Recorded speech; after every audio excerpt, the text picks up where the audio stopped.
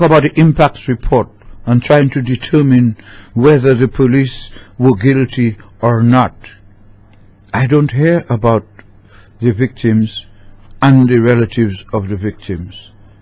To what extent is anybody prepared to consider that they too have sticks in the fire? They too have lost the families. The families of the victims of homicide, whether by police or anyone else,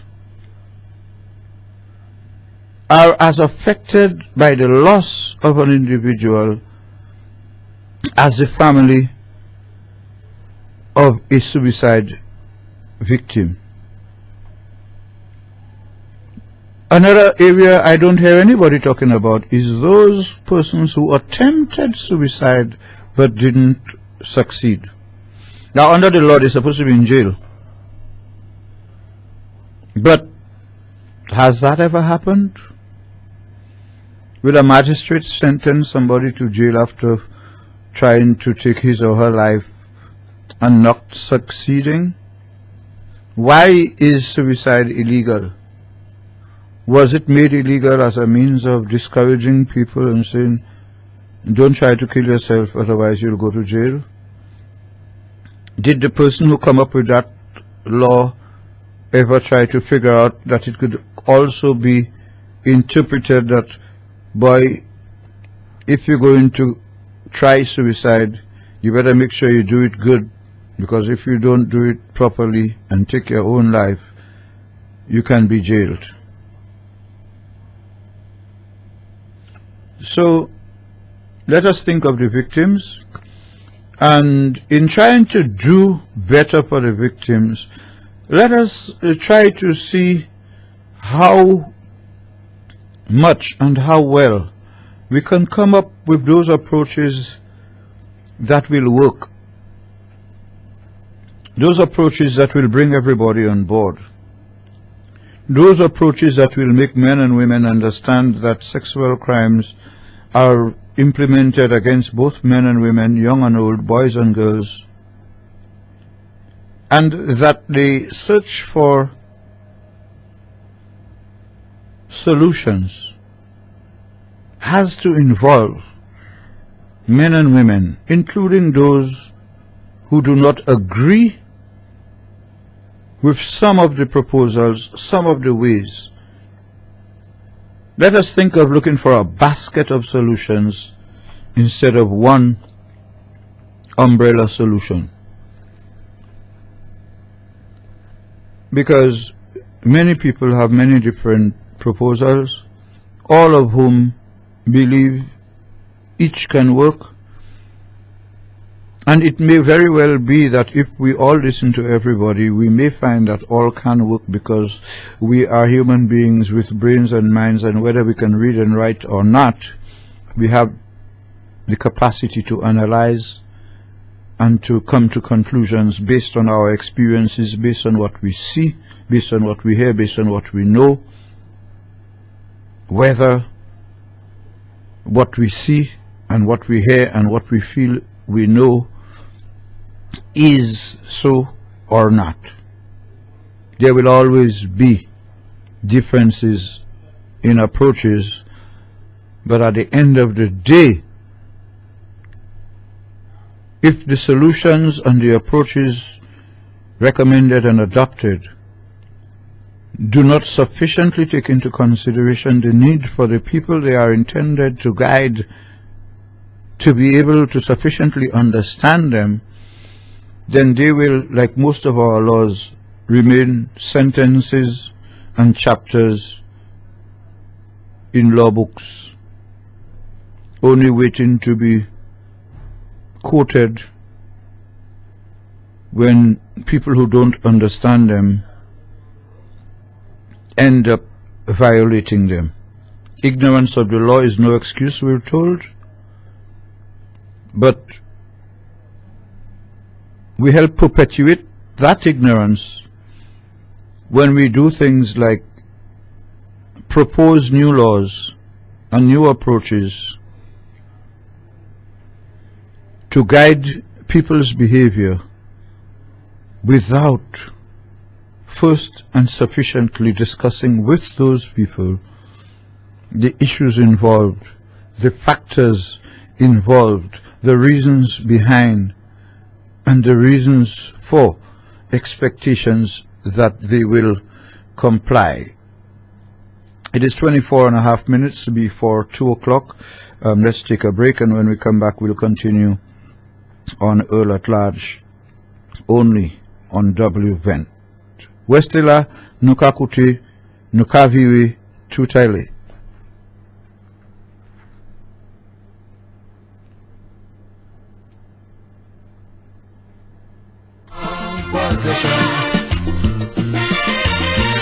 Wrong position. Wrong position.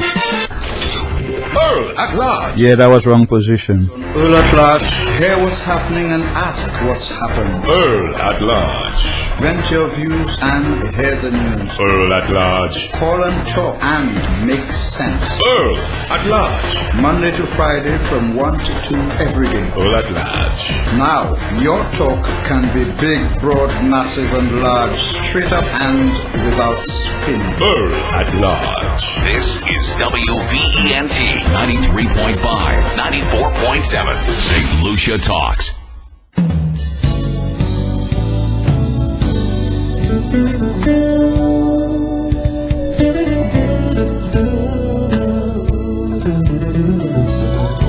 Welcome back to Earl at Large. It is Wednesday, the 9th day of March, and of course there are other issues in the news today.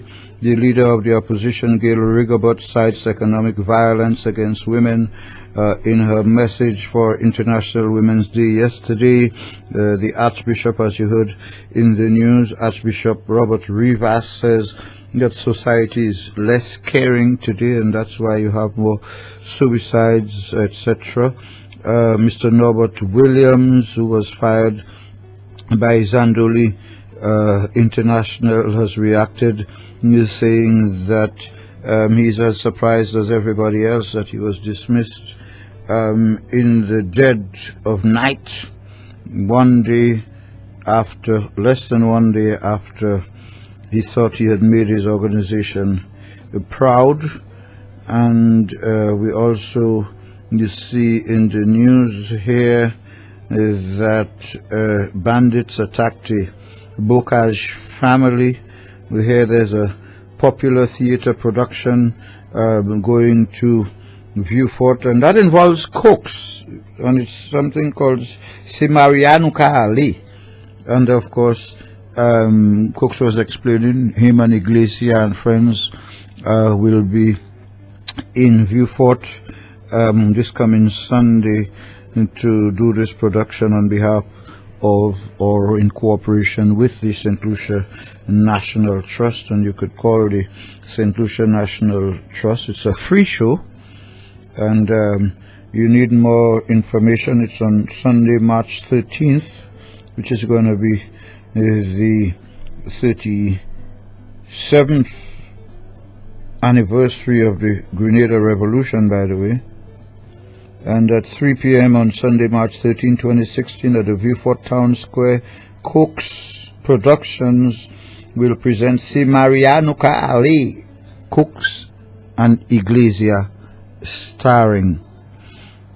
Other issues in the news, we do know that the Invest St. Lucia issued a statement saying that a current conference called the STEP Conference has proven that the Caribbean region, including St. Lucia, can work together. In relation to the tragedy of the Canadian who died while climbing Mount the Pitons, one of the Pitons, there's a story here saying that he was absolutely fit, but then, as you know, the word is that he died while trying to climb, and that he was trying to climb in the company of unlicensed guides, and the Soufriere Development Corporation issued a statement urging and warning persons not to try to climb the pitons without official guides approved and assigned by the Soufriere Development Authority. So it's now said that this guy was absolutely fit, and we have our first caller. Good afternoon. Good afternoon, Earl. How are you? I'm fine. How about you? Hello? Hello, yes, I'm there. Oh, you there? Okay. I am hearing that the two Sandals employees that are vying for election in the constituency, one of them job was made redundant, and that the other one still hold a very powerful position in the organization. Do you have any information regarding this? I must admit it's news to me that there is a second Sandals employee on the list. Are there names you can name? Are there persons who have been identified by any party? Well, yes. We do know that Dominic Fede is a Sandals employee. Yeah, is employed in Sandals, and I understand that the other gentleman that is vying for that seat was also an employee. Which other gentleman? Is it Victorin? Oh, Victorin. Yes. John Victorin. Yes. Last I heard that he was working with an SDC. Yeah. He moved on from that to Sandals? I'm not sure, but I'm hearing that there is a possibility that, if I doubt very much that is so. I do know Sandals to be more sophisticated in their operations. In as much as I will not say it was mere coincidence that Sandals funded a playing field or a sporting facility in Jacmel, which in a constituency in which one of its major employees is vying for elections. It so happened that another person vying for elections for another party ended up using that Sandals venue before the Sandals employee. But I would say that if Mr. Victorin, and I don't know that is true, but I would say that if Mr. Victorin was working for Sandals and he has been terminated a day after he was mentioned to be the Labour Party's candidate, I doubt that very much. But if that ever happened, we would hear more about it. And it would be cause for concern. I'll try to find out for you. I'll call Mr. Victorin myself. Yes, I'm hearing rumors that there is a... But I doubt it very much. I know Sandals to be more sophisticated than that. Well, I want to agree with you that, they appear to be more sophisticated than that, but politics makes people do stupid things? Happened in the 2006 election. Uh-huh. And I don't know whether you were... Well, yes, of course. I was there, yes. Well, would you have been in St. Lucia at the time? Yes, and the role that Sandals was accused of having played in the leading up to the elections in terms of its the way in which it carried out its industrial relations. Right. There was reason then for the outgoing ruling party to have accused Sandals of being arm in arm with some of the elements more vociferously opposed to the SLP who were involved in the protests and were citing and quoting the ability they had to affect the developments at Sandals. And I think, and most St. would believe that situation may have contributed to the demise of the Labour Party. And I think that may have happened as a result of the That was the march against the Labour Code you're talking about? Yeah, the Labour Code matter. I think that the Labour Code. But don't you think that Sandals' response to the Labour Code back then, in the middle of the campaign, was also the typical response you'd expect from an employer to a piece of legislation that would cost him or her millions if implemented? Well, I'm not saying no, but to try to influence the outcome of an election. As a result of this. You heard Mr. Bush Stewart's statement this morning in Jamaica? No, I did not. Oh, he said that the $1.5 billion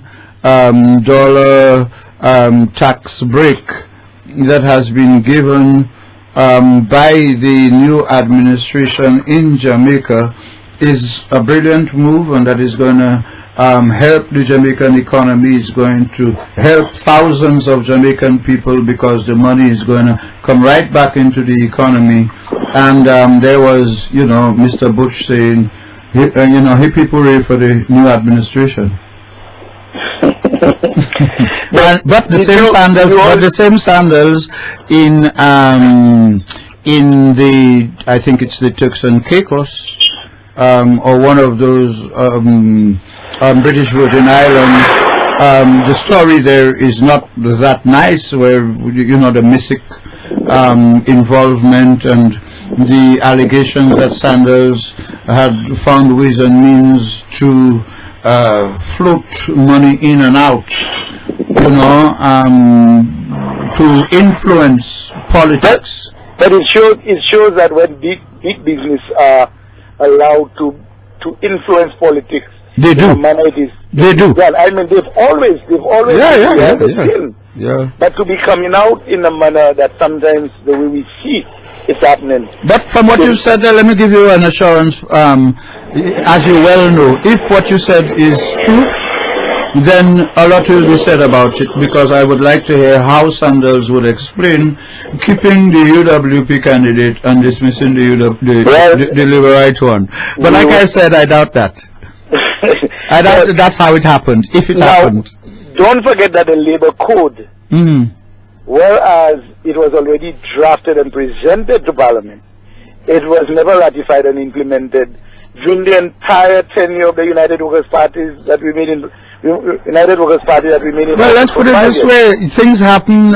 Things have a way of happening. The Labour Party administration drafted the new National Hospital, planned for it, then lost the election, and the UWP started it and never got it off the ground until it was the Labour Party administration that had to come back and ensure that it is being commissioned. And I think it was the same with the Labour Code. The Labour Party brought a Labour Code and had to come back to implement it.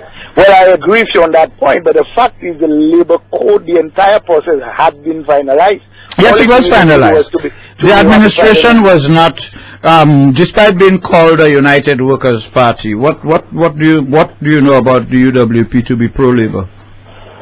The United Workers' Party is a breakaway faction of the Labour Party that came together with the PPP. With Mallet and Girodi. That was a pro merchants. Now, those were the merchants stealing the names of the working class organization. Exactly. Now,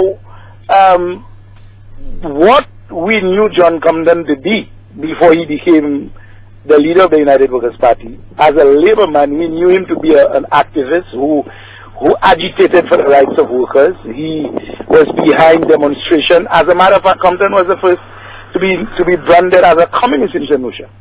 In fact, he wrote an article called. In fact, he was described.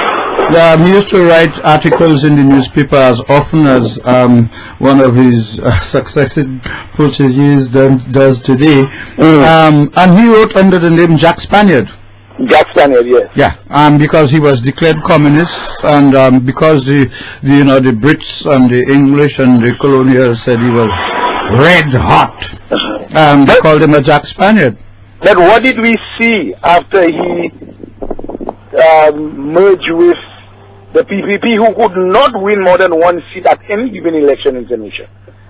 before that. And the very same plantocracy and the very same people that he had demonstrated against, that he then joined forces with them to form the United Workers' Party. So what do you expect of the United Workers' Party? As far as I'm concerned, and based on what I have gathered, and having scrutinized the history of politics in St. Lucia,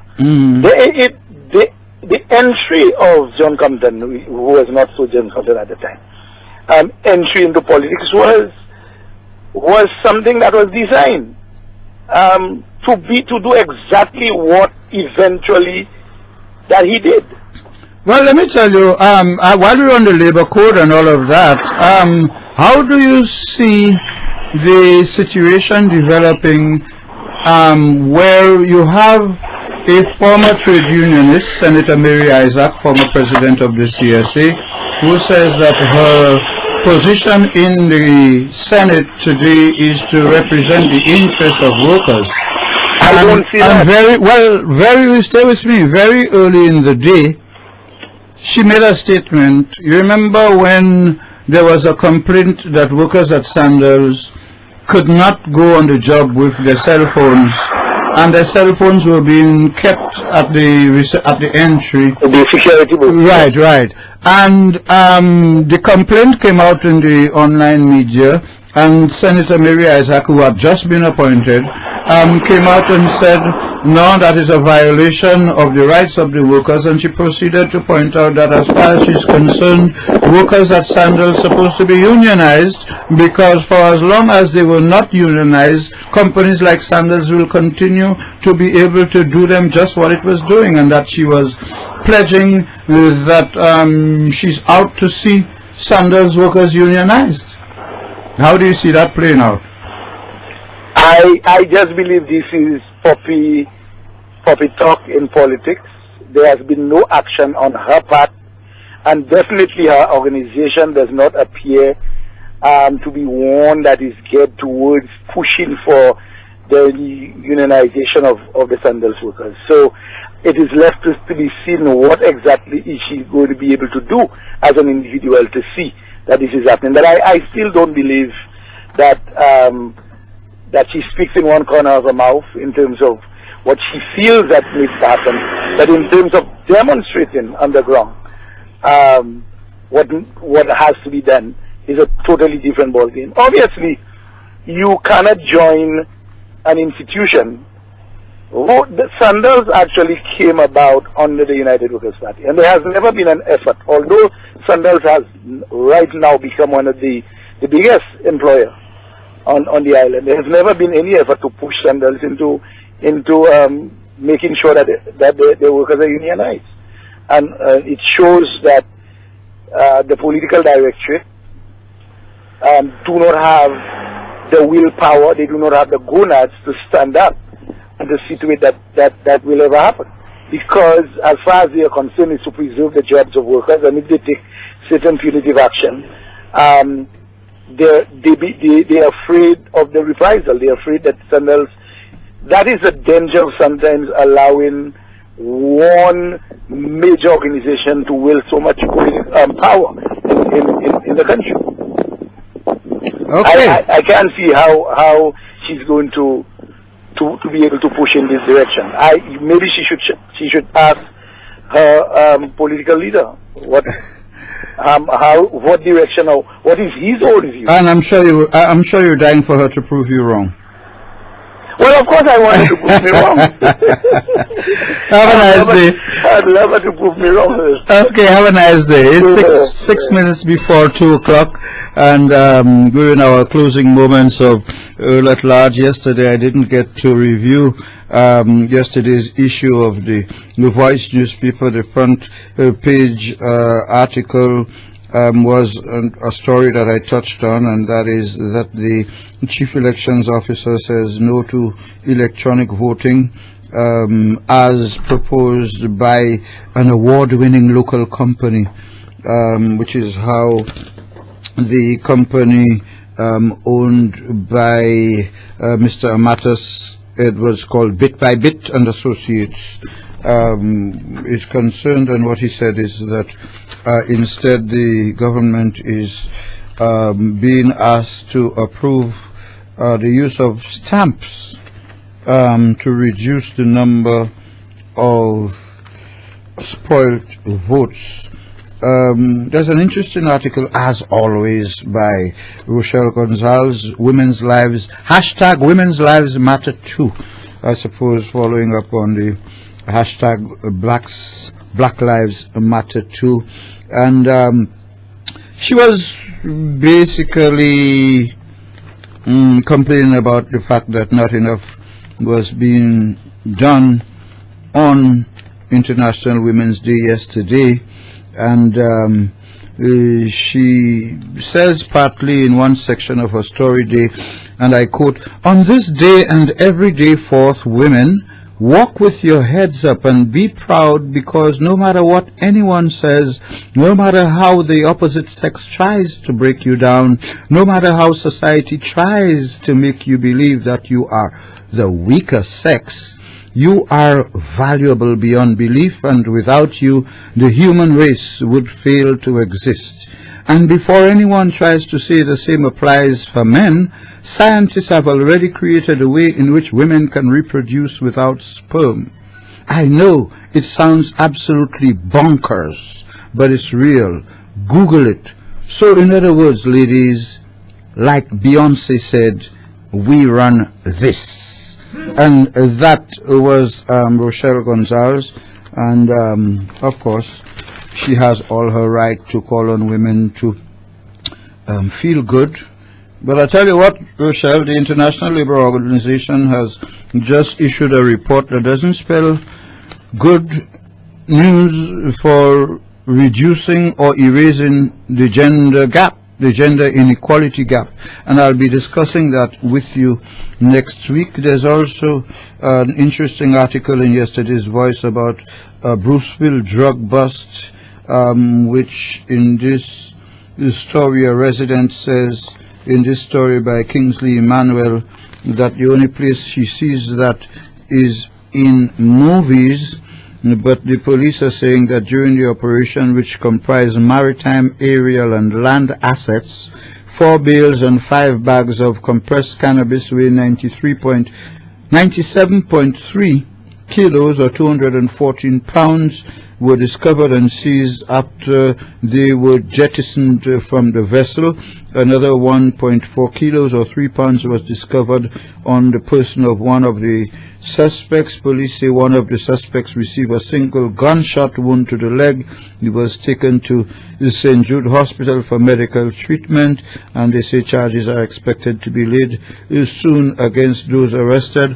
But questions are also still being asked about the extent to which St. Lucia's territory would have been incurred upon by a helicopter of another country.